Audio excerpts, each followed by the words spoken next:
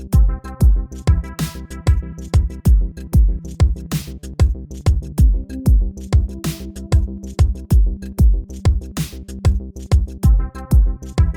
des territoires. Et donc, sans plus attendre, je vous propose de passer la parole aux organisateurs de l'événement. En l'occurrence, Gilles Belot, professeur titulaire de la chaire Eau, Agriculture et Changement climatique, et puis Dominique Courreau, qui est chercheuse INRAE et l'une des coordinatrices du réseau Système agricole et eau. Et donc, Gilles, peut-être, pour démarrer, quelques mots sur la chaire. Oui, voilà.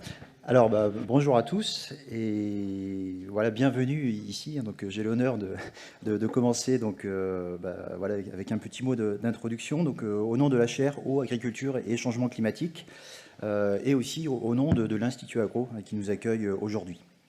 Donc, alors j'en profite aussi parce que je pense que je n'aurai pas le mot de la fin, mais bon, pour remercier tous ceux qui sont impliqués dans l'organisation de cet événement. Alors il y a bien sûr le comité d'organisation qui a travaillé sur le programme.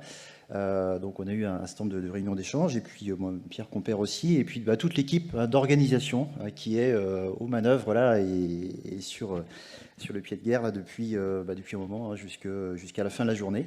En particulier Alice, qui jusqu'à encore hier soir recevait des demandes d'inscription au colloque. Alors, la chaire que nous avons montée, c'est aussi, et dans ceux que je dois remercier, c'est aussi les étudiants. Alors les étudiants de nos formations, alors ils sont avec un brassard vert. Donc on a deux formations ici particulièrement concernées par le sujet, donc la formation du master eau et agriculture, donc qui est une formation qu'on porte avec l'Université de Montpellier et AgroParisTech. Et puis nous avons également les étudiants de l'option d'ingénieur gestion de l'eau, agriculture et changement global d'AgroParisTech. Donc je remercie ces étudiants, vous les verrez passer dans la salle avec les micros, ils ont aussi assuré l'accueil et plein d'autres choses. Alors la chaire et ce type d'événement qu'on organise, c'est aussi pour eux, c'est aussi pour former cette génération. Les enjeux sur l'eau, ils sont évidemment considérables. Et on doit donc construire collectivement une expertise et puis aussi la transmettre. C'est un des objectifs majeurs de la chaire qu'on s'est donné. Alors, dans un cadre mécénal, pour des projets d'intérêt général, l'eau est un bien commun, on doit travailler collectivement pour trouver des solutions face aux enjeux du changement climatique. Et c'est bien donc sur l'intelligence collective qu'on mise. Alors cette intelligence collective, on l'a construite avec un partenariat de structures publiques et de structures privées. L'idée, c'est d'avoir un dispositif qui est à l'écoute des territoires, qui va travailler sur des solutions avec l'expertise scientifique des unités de recherche, et pour innover et faire face aux enjeux. C'est aussi en lien fort avec la décision publique. Donc on a souhaité associer les membres, les ministères en particulier, et en particulier les agences de l'eau ou des grands établissements de bassin. Alors la coordination scientifique, on se la partage entre INRAE et Institut Agro, donc Samy Bouarfa pour INRAE, département Aqua, et moi-même donc pour l'Institut Agro. Alors je ne peux pas oublier Julien Lecomte qui est dans la salle, je ne le vois pas, mais Julien Lecomte nous a accompagnés dès le début sur la construction de la chaire. Alors malheureusement, Julien nous a quitté la semaine dernière pour rejoindre l'Agence de l'eau. Voilà, mais je tiens quand même à remercier Julien pour tout le travail qu'il a effectué avec nous. Et Julien sera remplacé à partir du mois prochain par une jeune ingénieure de cette école et qui elle-même est passée par l'Agence de l'eau. Donc voilà, c'est un échange de bons procédés. Donc Salomé Schneider. Alors, donc collectivement, on a travaillé sur les priorités, à travailler ensemble, donc autour des usages de l'eau en agriculture, autour de tout ce qui tourne autour de la transition agroécologique, la réutilisation des eaux usées traitées, aussi me pose de nombreuses questions. Le cycle de l'eau et notamment les questions de stockage sous toutes ses formes dans les écosystèmes et dans les hydrosystèmes. La salinisation, en particulier dans les zones côtières, est aussi un défi majeur. Et puis, voilà, tu parlais de la planification, Pierre, c'est bien ça aussi, c'est un axe sur lequel on doit travailler ensemble et trouver les moyens d'identifier et de construire une planification réussie. Alors, les missions d'une chaire qu'on s'est fixées ensemble, c'est poser les bases d'une connaissance partagée. Il y a bien cette notion de partage qui est importante. Identifier, explorer des solutions et des opportunités d'innovation. Et puis, c'est diffuser aussi, mettre en débat. C'est bien ça qu'on veut faire aujourd'hui. Donc, et transmettre tous les travaux de la chaire. Alors, ces travaux se construisent autour d'événements, comme le colloque d'aujourd'hui, ou des ateliers collectifs, l'accompagnement de projets aussi, et avec un engagement fort des étudiants. Donc, on construit ensemble des stages qui vont donner lieu à différents types de produits. Et bien sûr, tout ce qui est formation et dissémination, c'est un axe fort de la chaire. Voilà, donc je laisse la parole à Dominique. Dominique, vous êtes directrice de recherche à l'UMR Environnement méditerranéen et modélisation des agro-hydrosystèmes. Donc là aussi, vous savez de quoi vous parlez. Comment les équipes INRAE s'organisent et se positionnent sur les sujets eau et agriculture? Je crois que vous coordonnez ou vous appuyez la coordination d'un réseau d'équipes de recherche. Voilà, merci Pierre. Bonjour à tout le monde. Donc, je suis ravie de participer à ces journées. Donc, le réseau Système agricole et eau a co-organisé avec la chaire eau de Montpellier. Alors, ce réseau, donc INRAE, c'est une animation qui est transverse, pluridisciplinaire et qui a été initiée par 3 départements INRAE. Donc, l'INRAE est structuré en différents départements. Plus ou moins thématiques. Et donc, ces 3 départements sont AQUA, Agroécosystème et ACT. Alors, ACT, c'est peut-être moins parlant au niveau des acronymes. C'est un département qui est plus pluridisciplinaire, qui intègre, entre autres, des sciences humaines et sociales, mais pas que, de l'agronomie, et qui aussi aborde des thématiques sur l'eau. Donc, l'objectif de ce réseau, c'est d'avoir en premier lieu un besoin d'une vue d'ensemble des compétences qui sont disponibles au sein de ces 3 départements et de leur complémentarité. À la fois, il y avait un besoin d'une meilleure lisibilité interne, mais aussi externe, de produire des connaissances plutôt réflexives, afin de promouvoir aussi la notion de l'eau comme bien commun, d'identifier des possibilités de collaboration, de faciliter aussi la construction d'approches systémiques. Et puis aussi de pouvoir apporter des appuis aux politiques publiques. Alors c'est un réseau qui est assez récent, qui a démarré l'an dernier et qui propose des actions et des animations donc, qui ont commencé avec le recensement des compétences au sein de ces départements. Ça a été fait au cours d'enquêtes qui ont été menées l'an dernier, en 2022, et qui ont été présentées lors d'un séminaire qui s'est tenu à Avignon. Par des webinaires qui sont avec une fréquence variable bimensuelle. Et je voulais signaler la prochaine date du webinaire qui peut intéresser peut-être pas mal d'entre vous sur un sujet qui est assez discuté sur les bassines. Et ce sera le 21 novembre sur un créneau d'1 heure, à peu près 1 heure et demie, avec 2 exposés. Donc sur 2 de Jérôme Molena et d'un juriste qui vient de l'université de Poitiers. Et puis, il y a un site web, vous voyez l'adresse qui est notée au-dessus, qui est ouvert à tous et qui présente les différentes unités avec des liens sur les unités qui travaillent sur cette thématique eau, qui permet de diffuser des offres de thèse, de CDD, de stages. Donc, n'hésitez pas si vous avez des informations à communiquer via ce réseau. Et puis, donc, qui propose aussi des séminaires annuels. Et donc, l'an dernier, s'est tenu le premier séminaire à Avignon. Et cette année, donc, on co-organise cette journée. Et une journée qui aura lieu demain. Donc, je vais vous présenter, qui aura lieu à Agropolis, et qui se veut complémentaire à cette journée, qui est adressée plus particulièrement donc, aux acteurs recherche INRAE. Et donc l'idée est d'anticiper pour mieux planifier la gestion de l'eau en agriculture et concevoir et évaluer les scénarios, donc avec des mots-clés vraiment autour des scénarios. Donc on va commencer la journée avec un exposé d'un doctorant qui a soutenu il n'y a pas très longtemps sa thèse à Rennes et qui a utilisé une approche systémique et participative pour concevoir des scénarios, donc en mêlant participatif et modélisation biophysique. Donc ce sera une introduction à cette journée, ça sera suivi par un exposé de Delphine Lénart de l'UMRGO qui va nous poser le cadre conceptuel général pour les exercices de scénario. Et puis ensuite, la journée sera partagée entre trois sessions. Une première session où on aura des présentations de construction de scénario avec Éric Soquet, qui va parler d'Explore 2, et vous l'aurez aussi aujourd'hui, mais ce sera plus sur le volet donc scénario en hydrologie, un volet sur les scénarios de politique publique avec Gabriel Boulot, et puis une session 2 sur la simulation de scénarios, comment on passe des conversions de scénarios narratifs en scénarios numériques avec Bruno Bonté de l'UNEMR Géo de Montpellier, puis Patrick Durand, qui va nous parler de la traduction en fait, de ces scénarios, des questions autour de ces problématiques.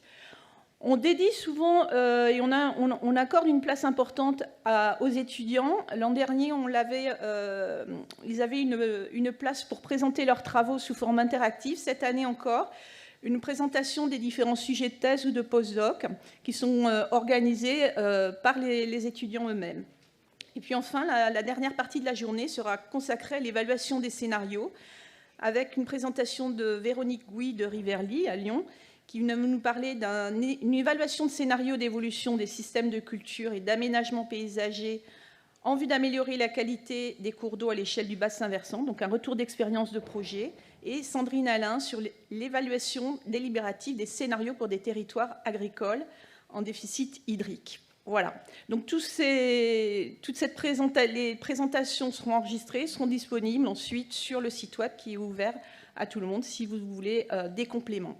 Et donc voilà, je vous souhaite une belle journée pour ces exposés. Merci Dominique. Donc là, on l'a compris, vous venez nous présenter le programme de journée qui aura lieu demain, dédié aux chercheurs. Aujourd'hui, on a un certain nombre de chercheurs d'ailleurs qui seront présents demain et qui sont intervenants dans ce réseau qui interviennent aujourd'hui. Et du coup, Gilles, justement, après quelques grands chiffres, tu vas pouvoir nous présenter le programme de la journée.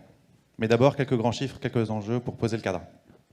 Voilà, alors quelques grands chiffres. Donc à un moment, il y a eu un comité d'organisation qui m'a dit tiens, voilà, on va lui demander de présenter quelques grands chiffres. Alors, donc j'ai choisi quelques grands chiffres dont on a beaucoup parlé, notamment suite à la sécheresse l'an dernier, qui s'est poursuivie cette année, donc dans la presse en particulier. Alors, quelques grands chiffres et qu'est-ce qui nous inspire. C'est surtout ça qui nous a motivés aussi pour construire ce colloque. Alors, déjà, que représente la part de l'eau utilisée par l'agriculture et notamment celle qu'on prélève sur les milieux. Déjà, il faut voir que les précipitations au niveau national représentent environ 500 milliards de mètres cubes, qu'on note également kilomètres cubes.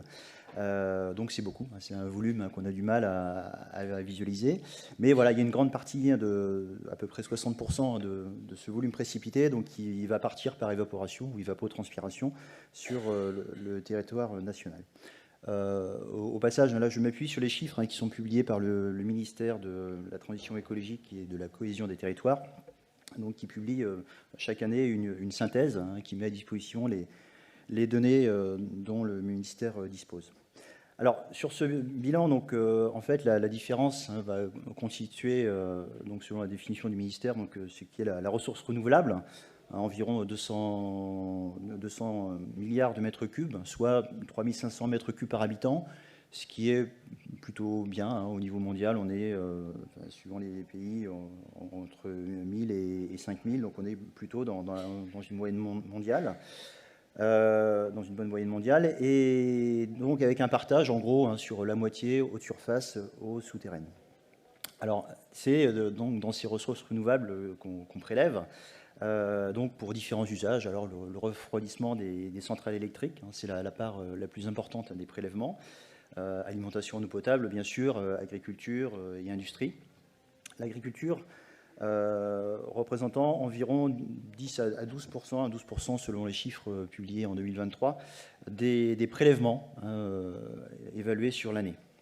Donc ça paraît relativement faible. Alors évidemment, il y a de grosses disparités selon les territoires et puis bien sûr selon les saisons. Donc c'est bien cette disparité qui va générer du coup des tensions sur les milieux naturels dès lors que les prélèvements sont excessifs par rapport à la ressource.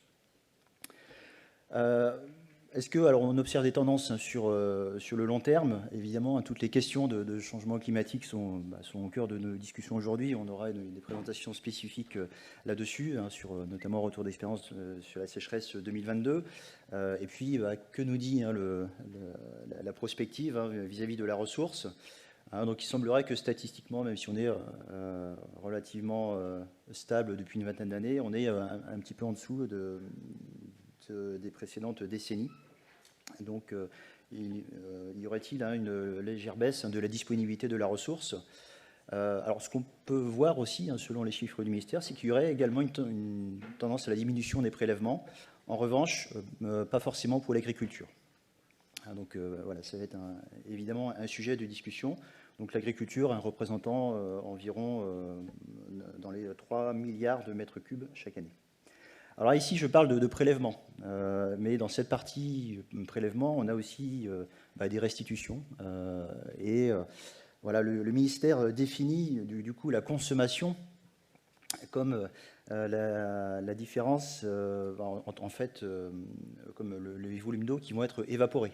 Alors c'est une définition dont on pourra discuter, qui peut être bien sûr discutable, mais voilà, le ministère définit très clairement la façon dont c'est calculé. Donc c'est calculé à partir de pourcentages établis au niveau national. Donc on considère par exemple pour tout l'usage agricole en dehors de l'agriculture irriguée avec des systèmes gravitaires, eh bien l'ensemble de ces prélèvements va partir par évapotranspiration. Donc sera considéré comme une consommation. Alors pour l'eau potable, on a un coefficient d'abattement, et puis sur l'énergie, on va considérer que seule n'est consommée l'eau qui part vers l'atmosphère, donc suivant les procédés de refroidissement. Bon, tout cela fait que globalement, et ça on en a pas mal parlé l'an dernier, ça a été sujet à débat, l'agriculture représente la principale activité consommatrice d'eau douce en France, avec une estimation environ de 3 milliards de mètres cubes. Alors, bon, faut-il s'en émouvoir? En tout cas, évidemment, ça va poser question. En même temps, il est assez logique que l'agriculture soit consommatrice. C'est ce qu'on lui demande. On prélève de l'eau pour produire de la biomasse, pour assurer notre production agricole et notre sécurité alimentaire. Du coup, voilà, pour produire de la biomasse, il faut de l'eau, et c'est bien pour ça qu'on en prélève. Alors, par contre, effectivement, pour d'autres usages, comme l'énergie, l'eau qui est évaporée, c'est de l'eau, pour le coup, qui est perdue. C'est aussi des pertes énergétiques. Donc, voilà, quelque part, ces chiffres interpellent et donc nous amènent à... Alors, bien sûr, il y a aussi de grandes disparités en fonction des territoires. Et bien sûr, l'essentiel des consommations aura lieu en période estivale, là où la ressource est la plus faible. Donc parmi les questions que soulèvent ces chiffres, c'est déjà ces prélèvements et ces consommations agricoles.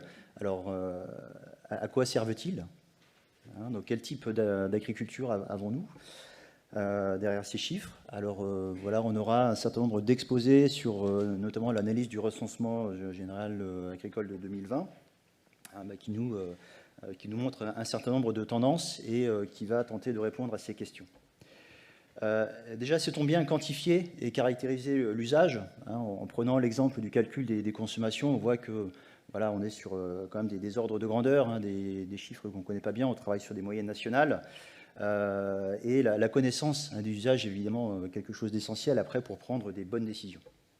Donc c'est bien un des thèmes qui nous a motivés aussi sur la construction de ce colloque. Alors, on parle parfois d'équilibre ressources-usage, bien sûr, dans un bilan, et ça, on l'explique bien aux étudiants, ce qui rentre doit être égal à ce qui sort, moyennant éventuellement des stocks. Mais quand on regarde à une échelle grossière, eh bien, on va essayer de boucler les bilans. Malgré tout, est-ce qu'on peut parler d'équilibre ressources-usage et surtout, dans une perspective d'évolution climatique, comment peuvent évoluer ces équilibres? À quelles évolutions doit-on s'attendre? Avec quel type de crise et surtout comment s'y préparer, avec quel levier. C'est bien les questions qui doivent être abordées d'ici la fin de la journée. Alors tout ceci donc, nous a amené à construire le programme autour de 3 sessions. Une première session sur ressources en eau, quelle méthode d'évaluation de disponibilité et des prélèvements pour aujourd'hui et pour demain. Une deuxième session donc, plus centrée agriculture, donc comment établir des scénarios d'évolution des systèmes de production et de leurs besoins en eau. Et puis troisième session, donc cet après-midi, décider et planifier quelle méthode prospective mettre en place pour agir aujourd'hui en anticipant demain. Voilà, alors on aura un mot de conclusion également avec un grand témoin, ou une grande témoin, donc Delphine, voilà, qui est là, au premier rang. Delphine nous fera le plaisir de conclure cette session en nous préparant un certain nombre de messages clés à prendre à la maison. Et voilà. Une Donc, petite synthèse à chaud, comme on aime petite faire dans ces colloques. Merci beaucoup, Gilles. Un dernier mot encore ou tout est dit? Non, bah voilà, je vous souhaite à C'est tous parti. un très bon colloque et c'est parti. Parfait, merci beaucoup. On peut l'applaudir pour...